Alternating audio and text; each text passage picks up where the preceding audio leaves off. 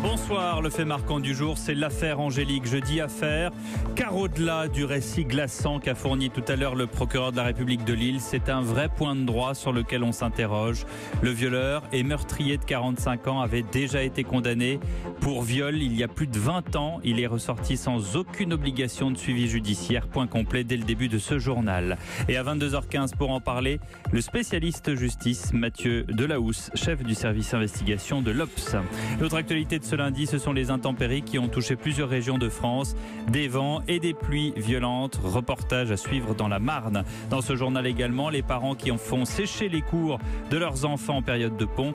Et le yo-yo dans le prix des cigarettes. Pour vous également, la météo de Christine Peña. La douceur revient lentement mais sûrement. La bourse avec Claire Lemaître. Et la belle entreprise, on parle aujourd'hui architecture et entretien des réseaux d'assainissement.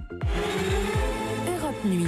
C'est donc aujourd'hui qu'on a eu les détails sur les derniers instants de la vie de la petite Angélique, 13 ans, violée et tuée par David Rameau, 45 ans, père de famille, dont le corps a été retrouvé hier. Kevin Thuillier, vous avez assisté à la conférence de presse du procureur de la République de Lille qui a donc tout détaillé. Oui, l'homme de 45 ans affirme aux enquêteurs avoir eu une pulsion ce mercredi en rencontrant la petite Angélique dans le parc situé derrière chez lui. Il dit ne pas être alors dans son état normal, avoir avalé des pilules contre les troubles de l'érection et consommé de l'alcool. David Rameau propose à la jeune fille de 13 ans de venir chez lui, lui offre à boire et lui pose des questions intimes. Angélique tente de s'enfuir, il la retient, la gifle et l'enferme dans les toilettes pour tenter de la violer. C'est là qu'il décide de l'étrangler, comme le précise le procureur de la République de Lille, Thierry Poquet du Haut-Jussé. Par la suite, il nettoie le logement, il met le corps de la jeune fille dans une valise qu'il met dans le coffre de sa voiture, il s'arrête en chemin pour acheter une pelle, ensuite il roule, il s'arrête à l'entrée du bois, d'abord il tente de creuser un trou et comme il n'y parvient pas, il finit par la dissimuler dans un fourré et il l'abandonne là. C'est le témoignage d'un garçon de 10 ans présent dans le parc qui va tout changer en affirmant que la petite Angélique est partie volontairement avec un homme. Ils vont alors consulter le fichier des délinquants sexuels et s'apercevoir que David Rameau a vécu près de 10 ans dans le même immeuble que la famille d'Angélique. Chauffeur de bus, il va être interpellé samedi soir à la sortie de son travail.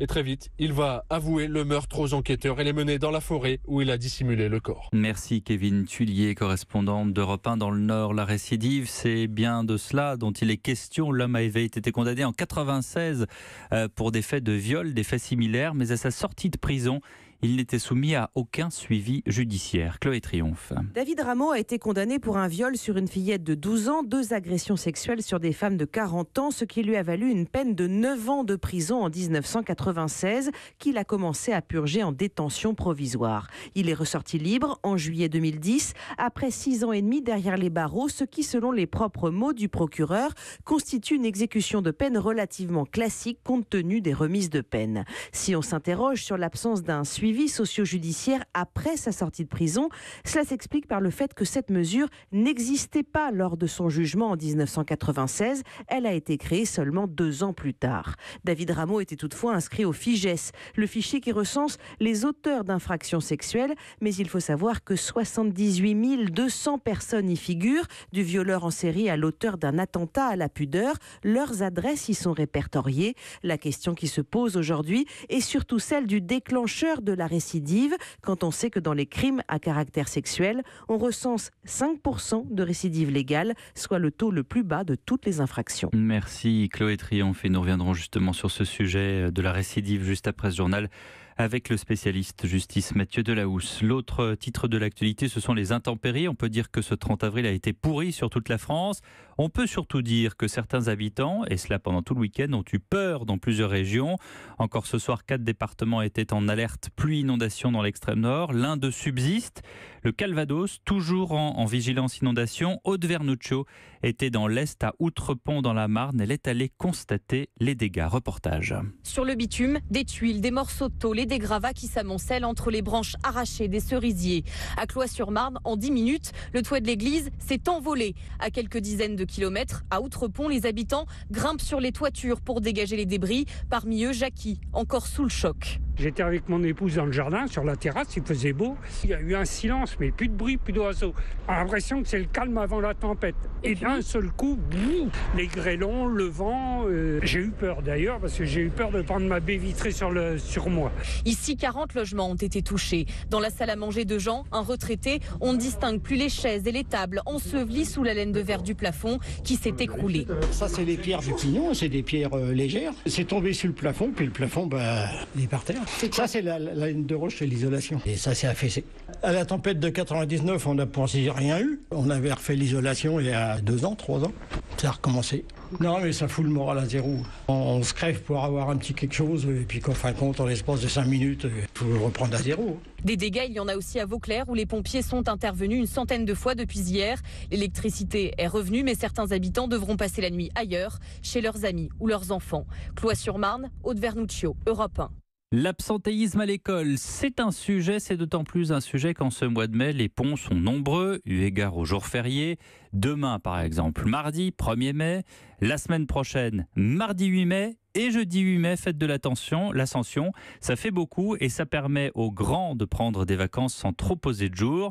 Les grands, d'accord, mais qu'est-ce qu'on fait des petits alors qu'ils ont école? Risque-t-on quelque chose? Une amende, le détail avec Virginie Salmen. Le Code de l'éducation prévoit des sanctions si votre enfant manque plus de 4 demi-journées dans l'année. À ce moment-là, la directrice de l'école peut proposer aux parents des mesures pour stopper l'absentéisme, voire dans les cas les plus graves, diligenter une enquête sociale dans la famille si les absences perdurent. Et ça peut aller jusqu'à une sanction pénale, une amende de 135 à 750 € si elle est majorée. Mais vous ne risquez rien de tout ça pour une journée manquée, même si l'assiduité est la règle. Les seuls motifs valables au regard de la loi sont une maladie de l'enfant ou une maladie contagieuse dans la famille, une réunion de famille type mariage ou enterrement, ou bien encore une absence temporaire des parents qui les oblige à emmener avec eux leur enfant.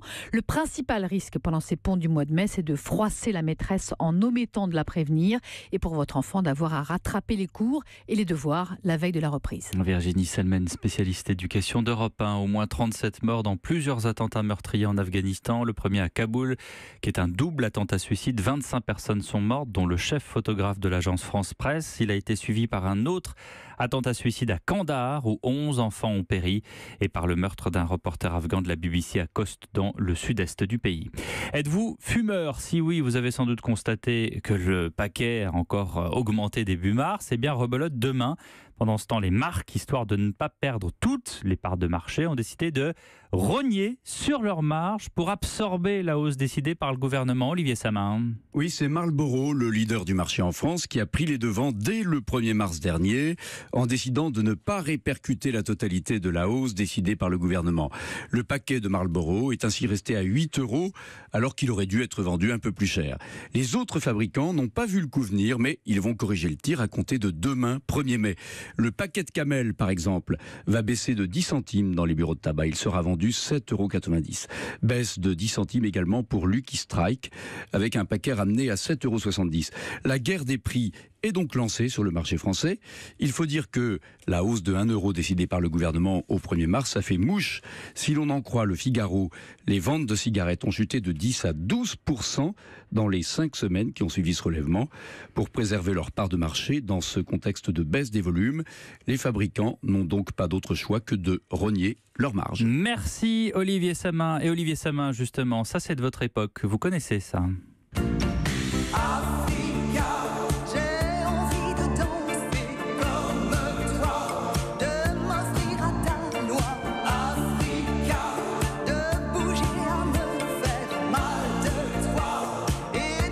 Laurence, Africa sur l'album Déraisonnable, disque d'or en 1982. Rose Laurence nous a quittés, elle avait 65 ans. La météo, Christine Peña, on parlait des intempéries, et bien demain, c'est le retour du soleil.